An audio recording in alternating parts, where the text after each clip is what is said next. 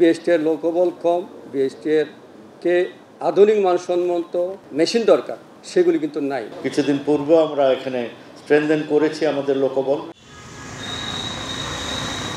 পণ্য ও সেবার গুণগত মানের সনদ দিয়ে থাকে Bangladesh standards and testing institutions BSTI. পাশাপাশি ওজন পরিমাপ যন্ত্রের তদারকিও করে প্রতিষ্ঠানটি। তবে দীর্ঘদিন ধরে ল্যাব ফেসিলিটি ও জনবল সংকটে ধুঁকছে বিএসটিআই, যার প্রভাব পড়ছে দেশের ব্যবসা খাতে।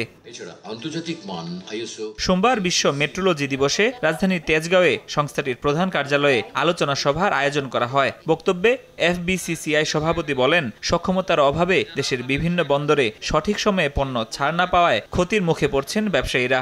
বিএসটিআর লোকবল কম, বিএসটিআর কে আধুনিক মানসম্মত মেশিন দরকার, সেগুলি কিন্তু নাই। আমরা দেখি বন্দরে যখন মাল আসে 4-5 দিন, 7 দিন, অনেক সময় 10 দিন পর্যন্ত ল্যাবরেটরির কারণে, টেস্টের কারণে কিন্তু মালটা রিলিজ হয় না। নগদে 500 টাকা বা তার বেশি পেমেন্টে পেতে পারেন ঢাকায় জমিসহ 20 কোটি টাকার পুরস্কার।